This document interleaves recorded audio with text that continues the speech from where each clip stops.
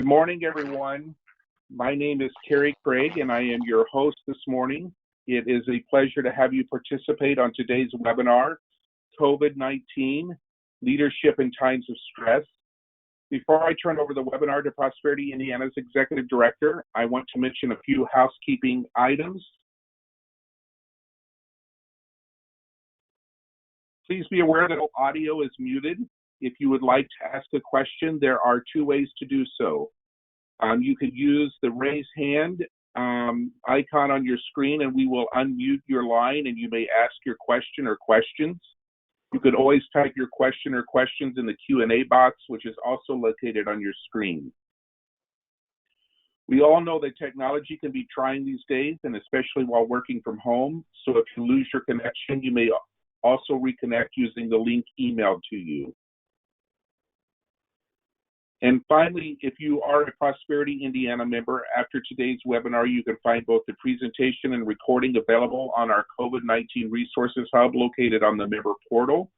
We will also send out the slides at the end of this presentation to all of you.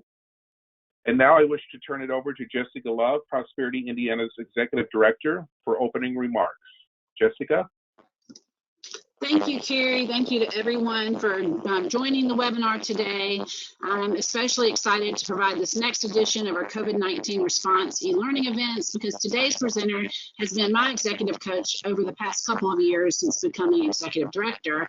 And I'm certain that she'll help all of us see things a little more clearly as a result of this webinar. And as you have questions, please know we welcome your engagement in this and all of our webinars as they serve to enrich the conversation for all. And I'm not only am I thankful that you're here and for Erin's willingness to present today, but I'm also really grateful for our team members who work hard every day to represent and serve our members well, because we recognize the hard work that you do every day and the especially tough work you're doing for others these days. And as I've said before, we'll get through all of this better together. And thank you also to our member, Fifth Third Bank, for supporting our work through a Strengthening Our Communities grant. Nearly half of those funds went to support capacity building efforts through a partnership with IHCDA and their Moving Forward program, which launched in January this year.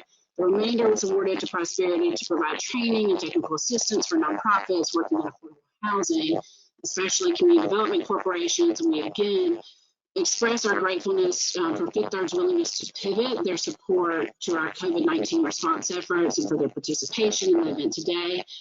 I would now like to introduce Jadira Hoptree with Fifth Third Bank. Jadira serves as Vice President and Community Economic Development Manager for Fifth Third Bank Indiana region, overseeing the charitable giving process, deployment of Fifth Third Foundation grants, as well as lending and economic development programs for underserved communities in the state.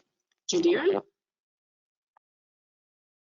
Yeah, good morning, everybody. Happy Monday. Can you hear me okay? Yes, we can. Great. So once again, I want to take a moment to say thank you to the Prosperity Indiana for your amazing work that you're doing through this incredible time. Your support and your leadership is really making a difference. Fifth Third has been supporting our communities as well for over 160 years. What we are learning from you and the community partners through these webinars and calls is really helping us to come to market with a more targeted approach, and we plan to continue. So far, as last Friday, we have deployed over $300,000 for human needs and microlending programs across Indiana, and we are reviewing for our future commitments. And with our commitment to supporting also inclusive economic mobility, Fifth Third now has also developed a menu of virtual financial empowerment programs for adults and students. Starting with the Next Job program that you can see here on the next slide, the Next Job program that I mentioned before is a software program that leverages the latest tools and teaching to empower job seekers. The program is now offered free of cost to community organizations to use it with their clients and neighborhoods. Few of the Next Job program components are access to the online job search training software, ongoing training and tools on effective use for the community partners, and an opportunity to win a scholarship for 2-month or virtual one-on-one job coaching. So far, since we started offering this free, we have provided 2 scholarships here in Indiana. In addition to the Next Job program, we have virtual empowerment programs for adults and students. Reach out to me if you would like more information about any of these resources or partner with us in future events. We also offer volunteers, and some of our bankers will come to your organization once we can get all together. As I mentioned as well, I'm happy to say that FISTER is also hiring close to 1,000 positions, with now 52 open positions in Indiana. Since we started offering this program, we have hired 12 individuals out of banking, new to the banking world, to start a new career. We really take seriously our role in helping our community to get back to work. And this is our way to creating more of these opportunities with jobs that might offer a new career and comprehensive benefits. We will stay in touch and continue to be at the forefront of sharing our best practices, learning from you, and offering our expertise through this time. Again, we are very grateful to Prosperity Indiana for gathering us all together to provide information and resources. The leadership of organizations like Prosperity Indiana is more needed than ever. We look forward to listening and learning today, and thank you again. Be well, and Carrie, back to you.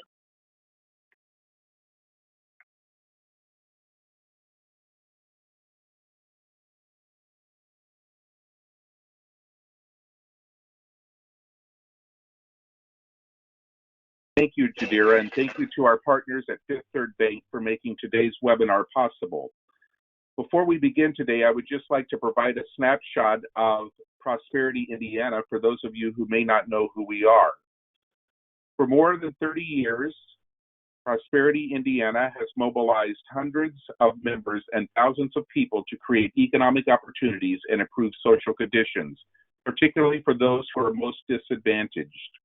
Prosperity Indiana is a statewide intermediary organization with a local focus. We are a member organization designed to strengthen communities and improve lives in rural, suburban, and urban areas in all of Indiana's 92 counties.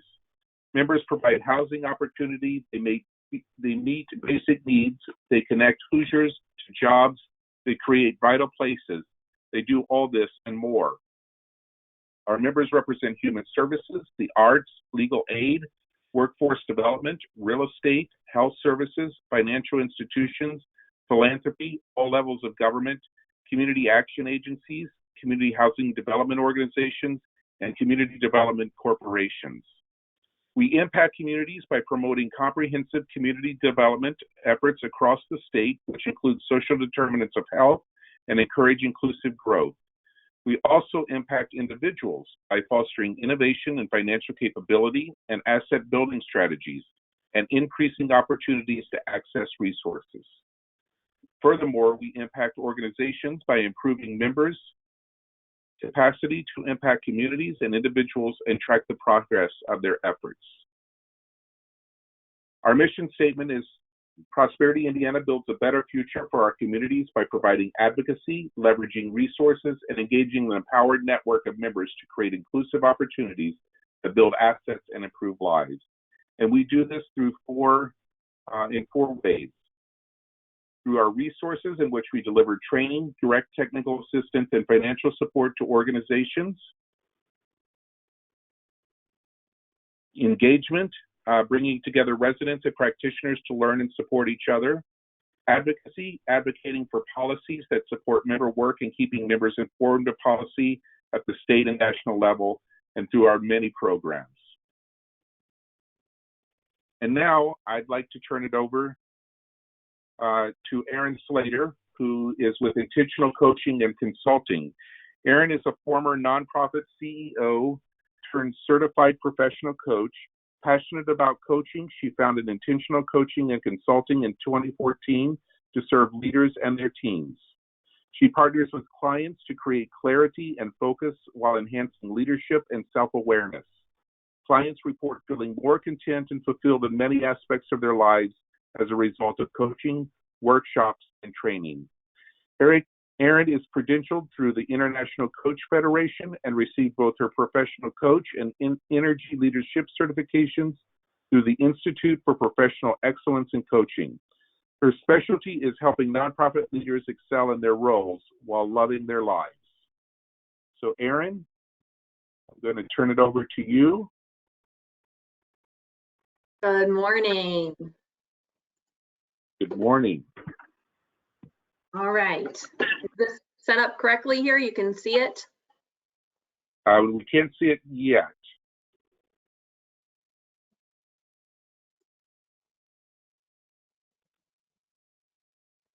How's that? There we go. Wonderful. Good morning. Thank you to the Prosperity Indiana team and Fifth Third Bank for having me this morning.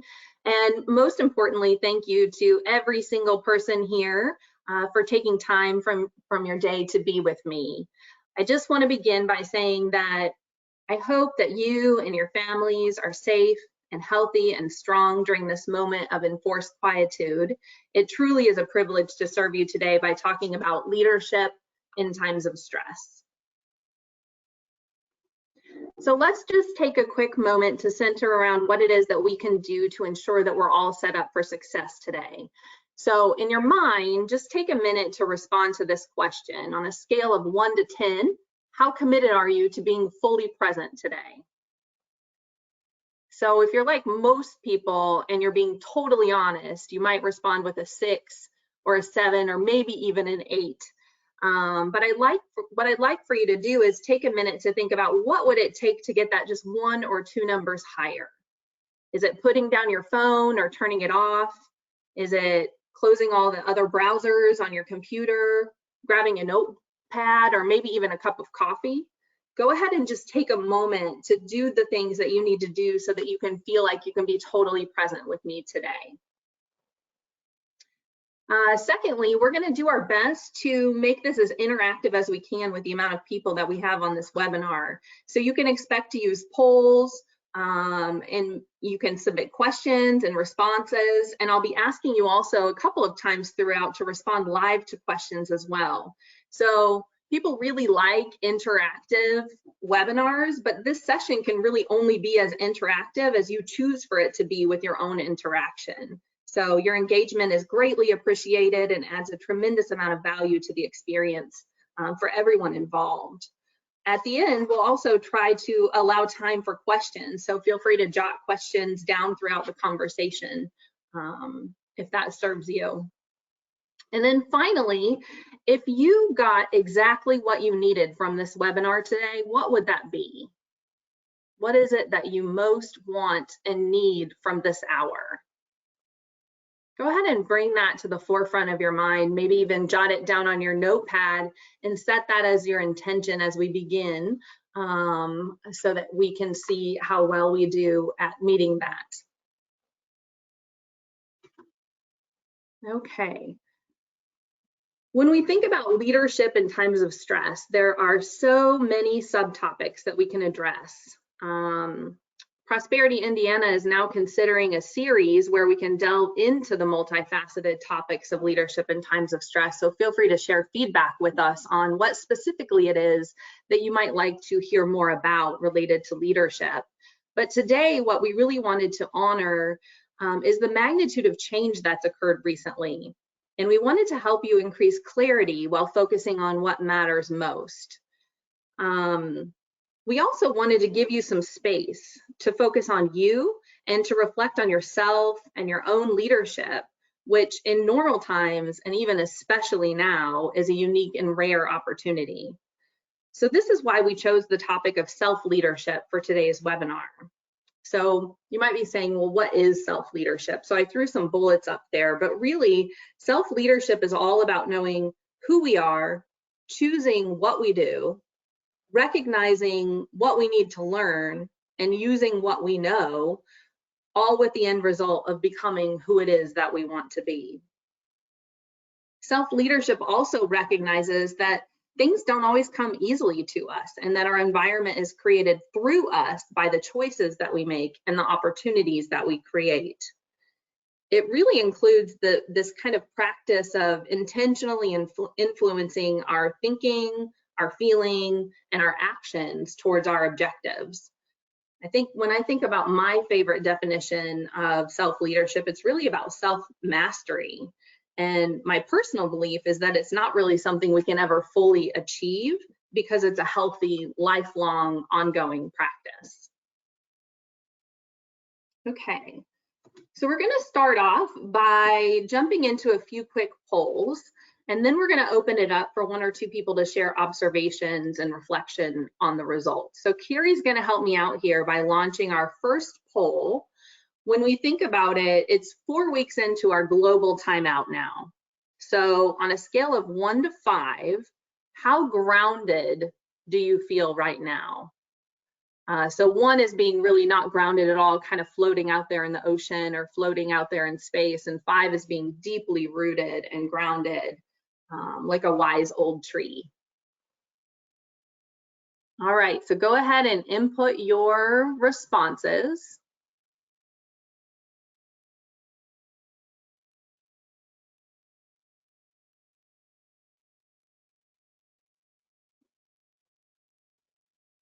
And Carrie, I'll let you take the lead on closing it out when you feel like we've got the responses and showing the results.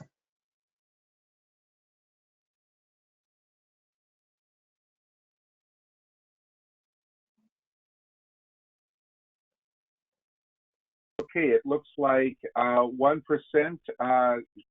said that they were not grounded at all. Looks like 5% said they are deeply rooted, and the majority was in the middle. Okay, very good. So we kind of have a little bit of a range with a few in the extreme. All right, we're going to launch right into a second poll or interactive question. On a scale of 1 to 5, how much has your life been disrupted? So 1 being not at all disrupted and 5 being completely disrupted. Carrie, I'll let you launch that poll.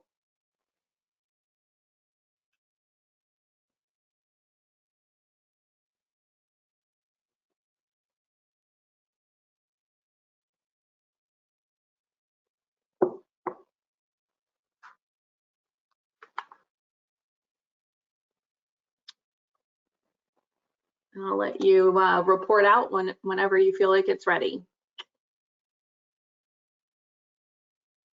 So it looks like folks, 32% of folks chose number 4, and 21% were at a 5. Okay. 26% at a 3. Okay. So most people are feeling quite a bit of disruption, but again, we're kind of seeing a little bit of the range. Okay. And then this question, we're going to do another poll here, recognizing that there are many, many areas of concern right now. If you had to select from these 5 broad areas, what would you say is your greatest concern about the situation?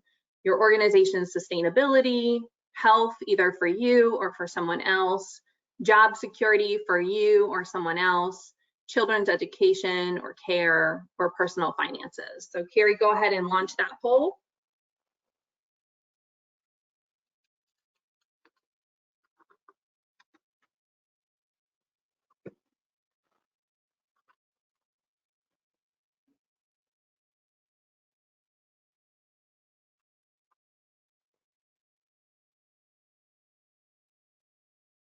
And let us know what you think once everybody's done. All right, 53% of individuals said health for themselves or others.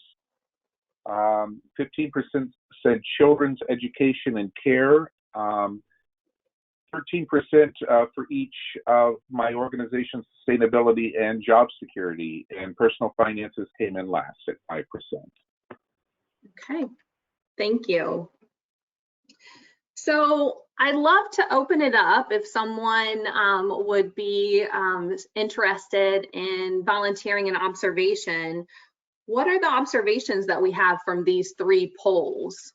And I'll give it a second to see if someone might raise their hand to respond live. What observations do we have from these 3 polls?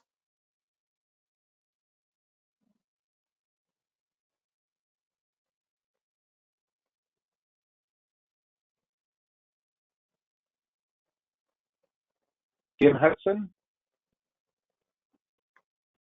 Great. I think you're self-muted, Kim. How about now? There you go. Okay. Well, the last poll, I would say I thought it should have had an all of the above answer. It was hard to choose between those. It was very hard to choose between those 5. I actually hit multiple answers trying to see if I can get them all to select, but they didn't. So I just went on ahead with health. But I'm obviously worried. I work for a small nonprofit, and I'm definitely worried about the sustainability of the organization right now. Being a small nonprofit, I get the tendency to feel as though I'm one of the small fish in the ocean, and all the big fish are going to gobble up all the resources. So now that may not be the case, but that's at least how I feel. Yeah. So obviously health was 53%, because health is the one thing that you need in order to affect all the rest of the things on that answer sheet, on that scale. If you don't have your health, you can't do any of the other 4. Yes. Yeah. So I know that's extremely important right now. You can work to rebuild a business. You can take care of your kids' education, but without your health, you can't do any of those things. Right. So that was my observation. Yes, thank you so much. I really appreciate you stepping up and sharing your reflections. And you're absolutely right. It's nearly impossible to prioritize these concerns. And I know that you are not alone, not only in feeling how difficult it is to prioritize those, but also being concerned deeply about your organization's sustainability. So thank you very much for sharing.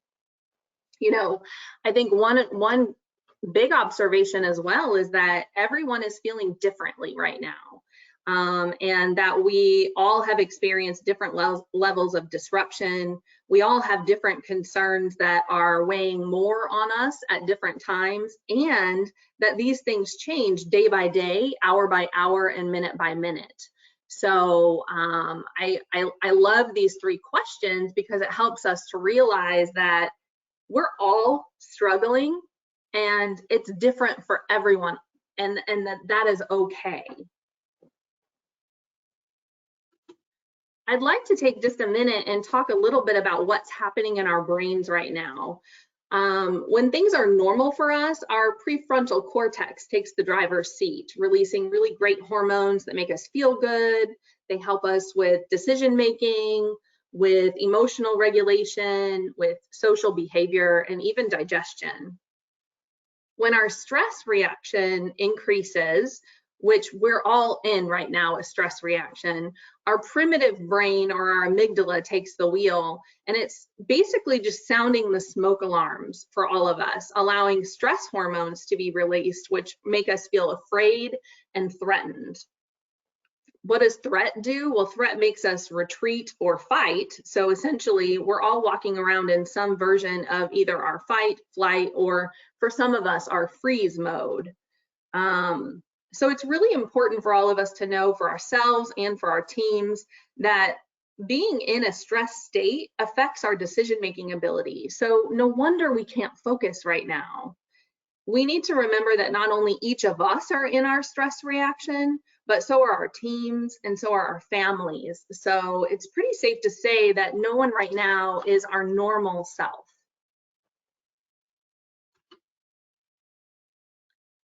Recognizing that we are all walking around in some form of our stress reaction, it makes sense that we might be seeing many of the triggers, experiences, and outcomes that are on the left side of this slide here under fight flight.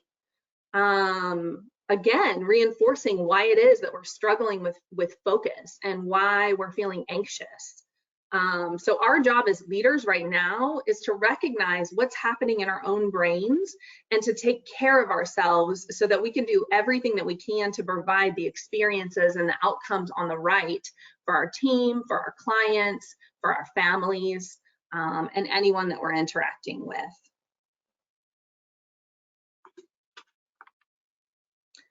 So I'd like for you to grab a fresh piece of paper or, whatever tool it is that you can write on, and write down what are the 10 topics that are causing you worry, stress, or to be afraid or sad right now.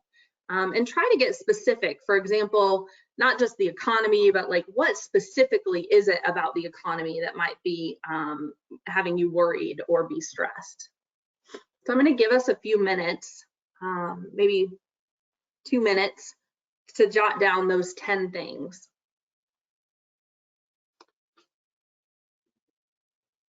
What's causing you to worry, stress, feel sad, or be afraid?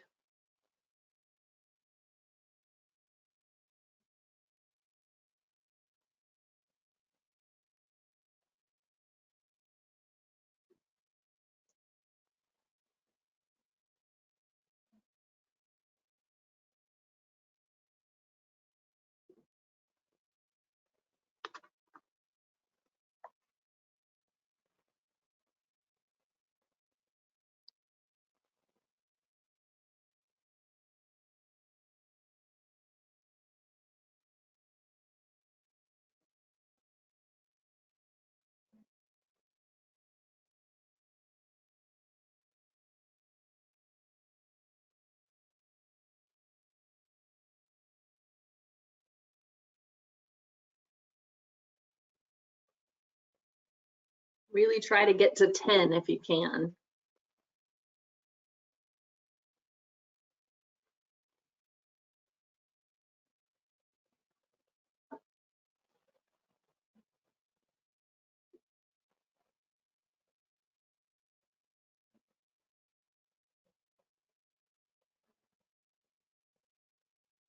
Okay. So feel free to keep building out that list if you like, but I wanted to kind of jump into talking about when you think about all the things that we worry about and where it is that we spend our time and effort, we rarely consider what is it that is ours to own. More often than not, we're taking the weight of the world or other people's stuff on our shoulders, which is not only unproductive, but exhausting. It can sometimes be a relief for people, but then for others can also be kind of humbling to realize that all we can really control is ourselves.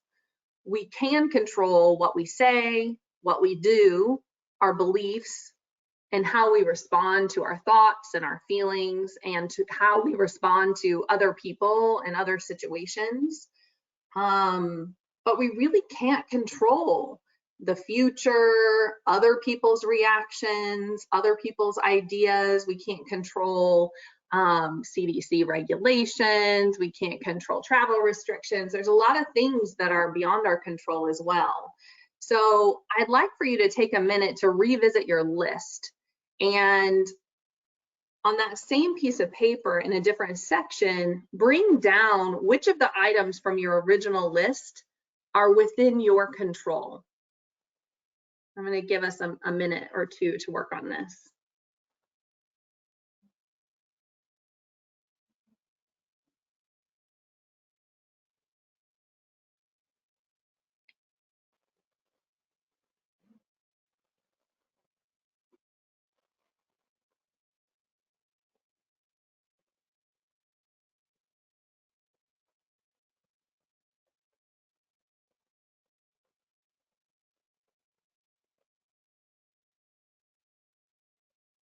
Which items from your original list of things you're worried about or afraid or are causing challenges are actually within your control?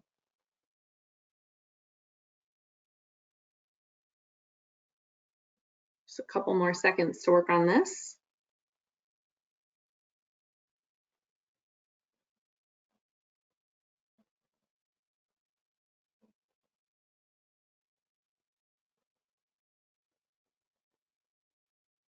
Okay.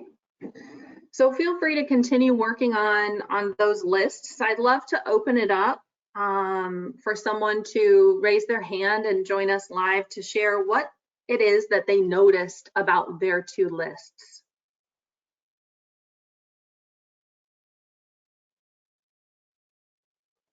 What do you notice about where you've been spending your time? Or about what you can control and what you can't?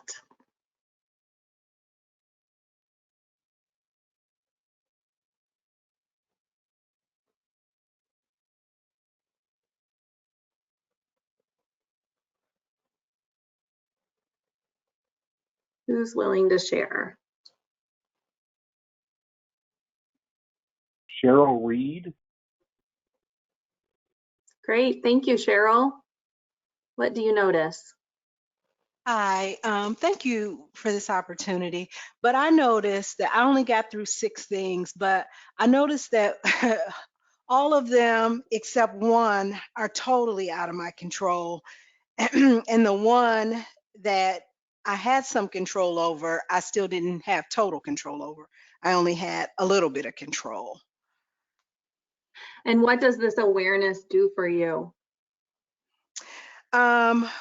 Well, I had picked a 4 earlier, so I it just kind of reinforced that I can only control what I can control, and that most of the things that do cause me stress or things I think about or talk with my friends about are just out of my control. And so I just have to, for me, pray about it. For other people, whatever it is that they do in situations like that.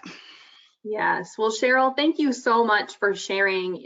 This is a pretty common reaction, so you're definitely not alone. In fact, I recently went through this exercise myself, and I talk about control all day long, right? I'm a coach. This is the work that I do, but I went through a coaching circle for myself, and I too realized that I had 9 things outside my control, and the one thing that I could control, I wasn't doing anything about. So this exercise can really provide a lot of clarity for you and for your teams as we go through this challenging and stressful time. So thank you, Cheryl. I really appreciate you. Thank you. We have Linda Witherow. Sure, that'd be great. I'd love to hear more feedback. Hi, thanks for having me. I think with mine, I wrote down 4 things, and I feel like, part of them, they're all about like, how are we going to function if we can't congregate? But I feel like we could also be thinking outside the box. And I think that requires a lot of brains to help solve.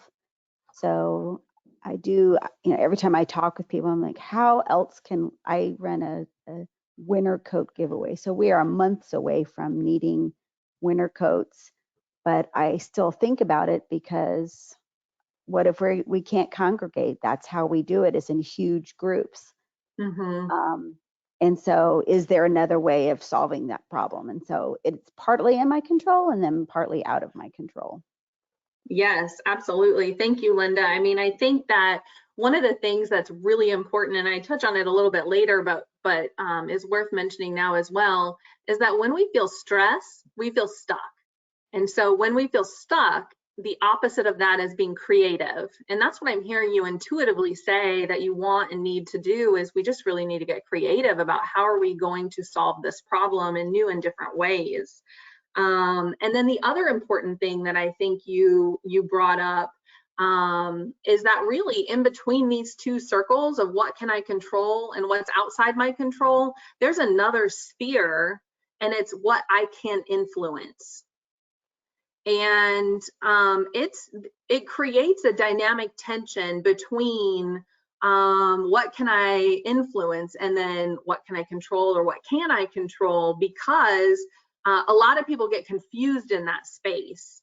So it's really important to really anchor in the center circle first before you start reaching out into the areas that you can influence.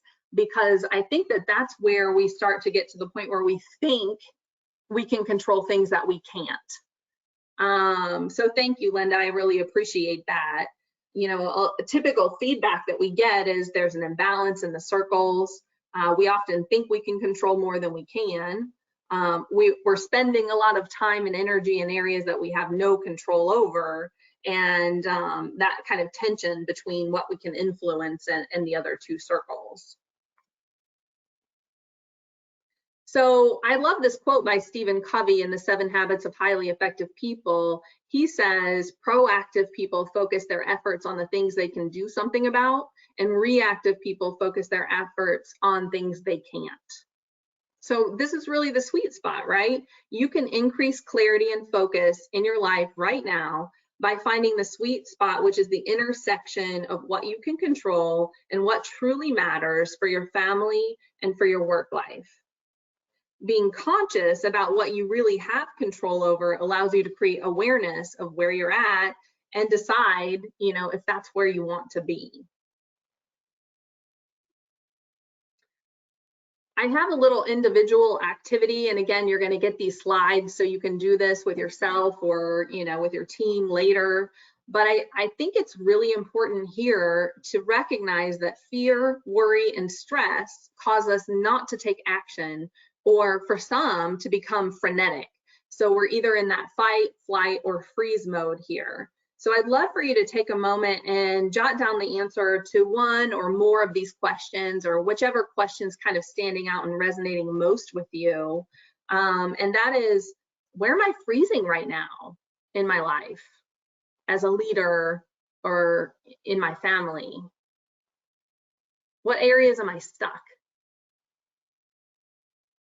Where am I withdrawing, inactive, frenetic? Which that is a busy, unproductively busy is what I like to describe frenetic. Where am I being negative, complaining, resisting? And most importantly, where do I need to tend to myself? So if you look at that visual on the right side, it's easy to see how we can get stuck in the cycle, right? Negative emotions create inaction, which make us feel out of control, which make us feel these negative emotions. And basically it's a loop until we interrupt the pattern. So by focusing on what we can control and by taking action and getting creative when we feel stuck, we can interrupt this pattern. I'd love to open it up right here just to hear one person respond to where is it that you're freezing, or which of these questions, you know, resonated and what's coming up for you. Who wants to raise their hand and share a response to one of these questions?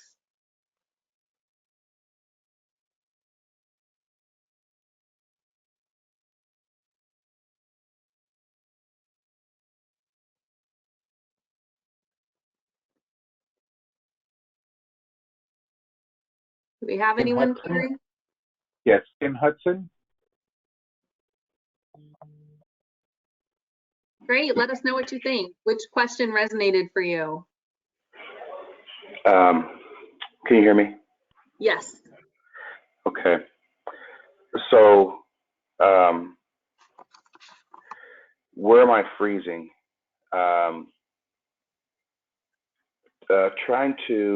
for me, I've got 4 kids. The school is shut down. I've got all 4 kids at home. I'm working from home. My wife is a small business owner. It had to be closed during this pandemic. All 4 kids are homeschooling, of course, because they're doing all the work from home. And for me, one of the first moments of stress was, how do I rearrange my life? I had to work from home, plus still continue to operate a food pantry and some other things, and plan for the future for the organization. So trying to manage the kids' learning and their level of learning, the home schedule, our sanity at home, and my work, and then throwing in how do I stay relevant in this current situation? Like, how do I keep moving forward? How do I not freeze? Was a big deal for me. It brought a lot of stress. So the first one, where am I freezing? It seems as though trying to rearrange and remanage and refocus and replan and restructure everything caught me in a place where I felt myself freezing a little bit. Yes, Tim, we are sending you all the good energy right now with 4 kids and all of the situations you described. Thank you very much for sharing. You know, one of the things, I have this a little bit later in the slides on some tactical advice for self-leadership, but really, honestly, the #1 source of stress for most humans right now is the routine interrupt. And you said that, all the re's, right? Restructure, refocus, and it's all about routine. So I think that is common, and a lot of us are feeling that. So thank you for sharing. You know, if we're on autopilot and kind of just at the mercy of our thoughts and our feelings right now, we're not likely to be able to exert any control in any meaningful way. But if we're mindful, if we're self-aware, present, and engaged in what it is that we're doing every day through self-leadership, then we can begin to exert control in these areas. So it's likely that you realize by now that finding clarity and focusing on what really matters isn't actually about goals right now. What truly matters most right now is focusing on the person that you want and you need to be in order to achieve your goals. And then doing those things, doing what it is that you need to do so that you can be that person. I really love this graphic that connects to who is it that you want to be during COVID-19. And you'll have access to these slides again if you'd like to reference this graphic or share it with your teams. But who do you want to be? You know, when you look at the 3 different zones, the fear zone, the learning zone, the growth zone, do you need to forward every scary message that you hear and hoard toilet paper and medicine, living in the fear zone, getting angry all the time? Do you want to stop consuming news that hurts you and begin giving up what you can't control, kind of moving into that learning zone? Or do you want to focus on gratitude and empathy and looking for new ways to adapt to the changes that you're being forced to face in your organizations and as leaders in the growth zone? So don't let fear win. Don't stay in the fear zone thinking that you're going to fail during this time. Pivot, grow, and focus on what it is that you need to do to be the person that you want to be. It's really during times like this that heroic leaders are made.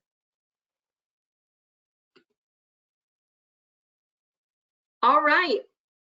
Shifting our energy a little bit, I would love to have someone respond with what are some things that have pleasantly surprised you during these unique circumstances. So if someone could raise their hand and let us know what is it? What are the small gifts that you've noticed during these circumstances?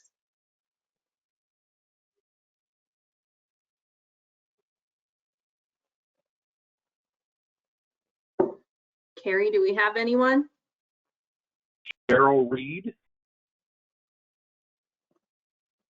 Cheryl, what have you noticed? Initially, I noticed that people were a lot kinder and thoughtful. That's kind of drifted away, but that was really nice to see again. Initially, yes. And what about for you in your own world?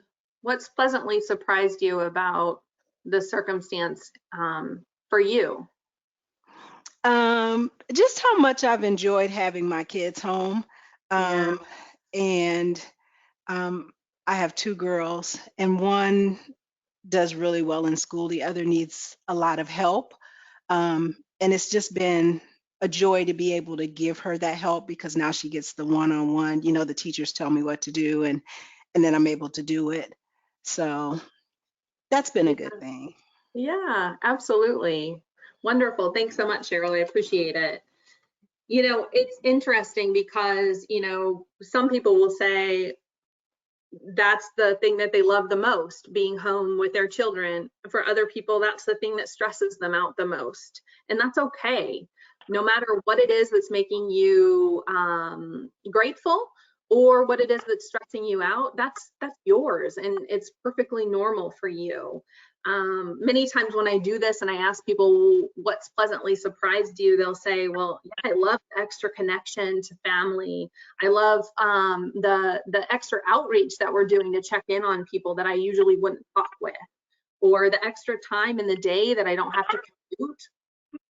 I personally enjoy the comfy clothes and wearing my slippers, or even just being grateful for the environmental impact.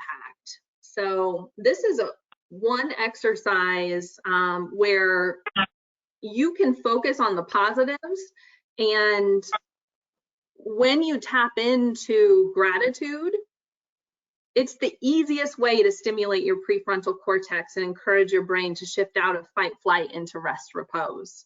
So when you think about areas that you have control, focusing on gratitude is a great way to do that.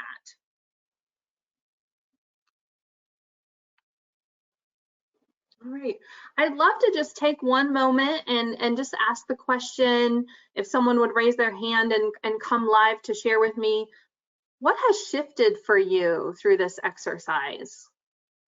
What has shifted for you through this? What have we been together for about 45 minutes so far?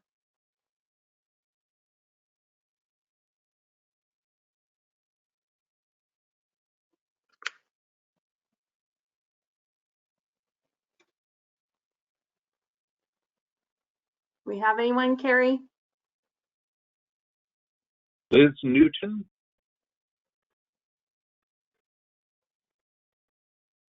Liz? Good morning. Can you hear me? Yes. Good morning. Good morning.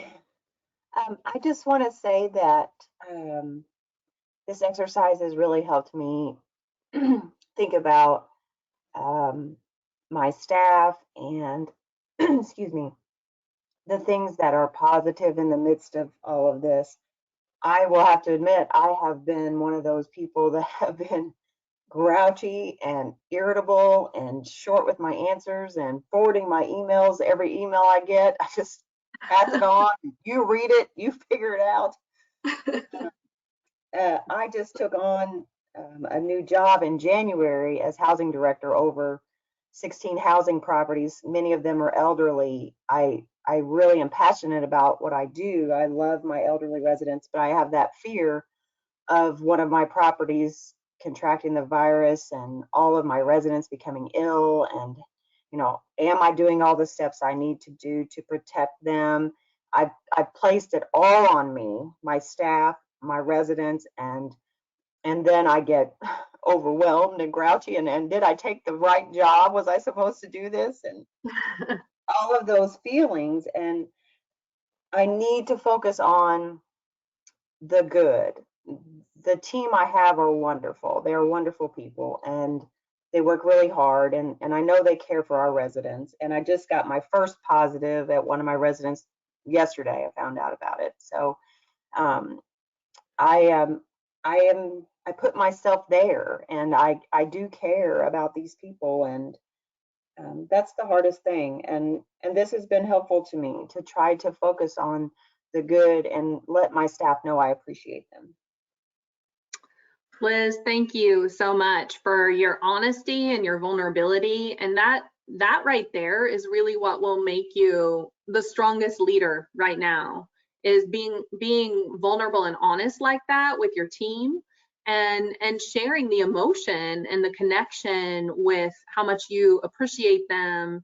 And it makes sense that you would be worried. It makes sense that you'd be grouchy and stressed out. There's no judgment for that. It's just, is that getting you what you want? And if not, then make a different choice, right? I mean, we all react. It's about kind of bringing that locus of control back into ourselves. So thank you so much for sharing. I really appreciate it. Thank you. Okay, so because everyone loves tactical advice, we also put together some tactical steps that are really common among coaching clients right now, that are related to self-leadership. And honestly, it's really about getting back to the basics. We're all smart, we're all talented, we're all great leaders, but in times of stress, the very basic things, it's like we've lost our minds.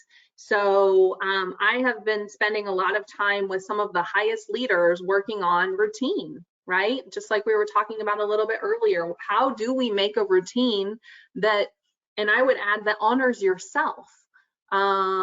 Because we need that routine, what is it that you can do for yourself every day, even if it's just for a few minutes? I really encourage you, if you used to commute, to do something for yourself during that time, to not just turn the laptop on an hour and a half earlier because you're not going through your morning routine and commuting. You're not indebted to the laptop. Also creating rituals at the beginning and the end of the day. At the end of the day, definitely encouraging you to close the laptop, close the office door if you have an office at home. Take a lunch break and actually eat your lunch. I know that's a novel idea. And then this is about like having so much to do, right? And reorganizing and restructuring with family and work. I love this filter. So when you think about being diligent about what earns a spot on your list, using this filter of 3 questions. Is this going to fuel my body or soul right now? Is this absolutely critical to my work? And does this need to happen for my home or my family? And if not, make a separate list and put it all on a separate to-do later list. This is not, for some people, if you have the time and energy, this might absolutely be a great time for you to take on a new hobby, or learn all these new things, or learn how to run a marathon. But for others, it's not that time right now, and that is okay. So this is not necessarily the time to do tons of extra, because we need to tend to ourselves and our stress reactions. I also encourage you to make your space comfortable at home and inspiring. If you look around right now at where it is that you're working, and you were to say, my external space reflects my internal mindset, what would people see? So clean up your space, make it inspiring and comfortable. Make it a place that you enjoy being. Keep your immunity up. It's just like mom and dad said when we're growing up, but we've literally forgotten to do these things, to move every day, to drink our water, to eat the rainbow, sleep on a schedule, get outside and do something that you love every single day. And then this one's really important for our teams. Communication is always super important as a leader, but during times of stress, even more important. So here are 2 of my favorite tips. One, really clarifying expectations even more than usual, remembering that no one is themselves right now. And then in emails, this can help tremendously. Just adding like 1 comment at either the beginning or the end of your email. If you're just updating someone, no response needed. Or if you need a response, let them know when you need it by. This will help your team prioritize tremendously. And then finally, give yourself and others buckets and buckets of grace. Speak to yourself with compassion, speak to others with compassion, and check in with your team, making sure that you're bringing empathy, gratitude, and patience. All right, before we wrap up and move to questions, in support of not letting fear, which puts us in our stress reaction, drive the bus, I'd like to close with an excerpt from a book called Big Magic by Liz Gilbert. Dearest fear, creativity and I are about to go on a road trip. I understand that you'll be joining us because you always do. I acknowledge that you believe that you have an important job to do, but I will also be doing my job, which is to work hard and to stay focused. And creativity will be doing its job, which is to remain stimulating and inspiring. There's plenty of room in the vehicle for all of us, but understand this. Creativity and I are the only ones who will be making decisions along the way. You are not allowed to suggest detours. You are not allowed to fiddle with the temperature. Dude, you are not even allowed to touch the radio. But above all else, you are absolutely forbidden to drive. What questions can I answer? I really appreciate everyone being here today. I'm happy to stay a few minutes and answer any questions that you have. Carrie, if there's anything else that we need to do before we jump into questions, let us know. Nope, this is the right time for questions. Great. What questions can I answer for you?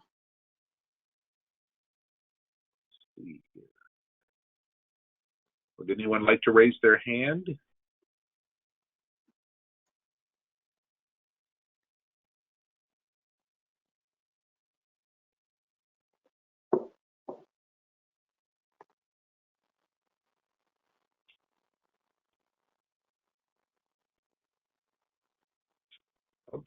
Amina Pearson. Good morning, and thank you so much. This was so needed. I run a small nonprofit, and I feel like the gentleman who first spoke, a small fish in a big sea, we're not sure if resources are really getting to us.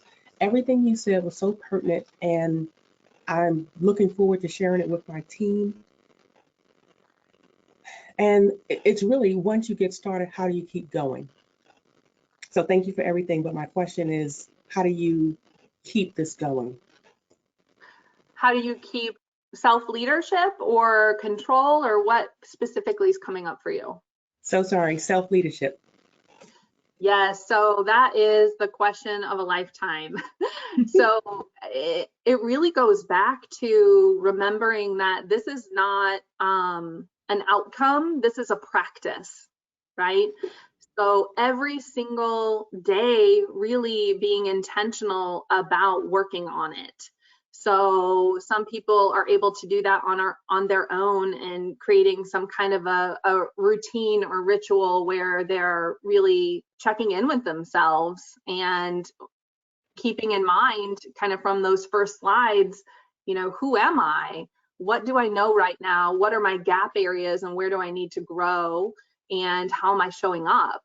And so really it's a daily ongoing practice. And I think that my greatest advice would be to remember that this is not going to be perfect, right? We are humans and we're going to make mistakes. So remembering that if you do great on this today, awesome. If you don't do great on it tomorrow, awesome, because there's the next day, right? So it's not just like jumping ship and saying that, you know, this is derailed because I messed up for a day. It's about getting back up and making sure that you know that every moment is an opportunity to begin again. Does that help? Yes, it does. Thank you very much. My pleasure. Anyone else, Carrie? Not right now. Anyone have a question for Erin?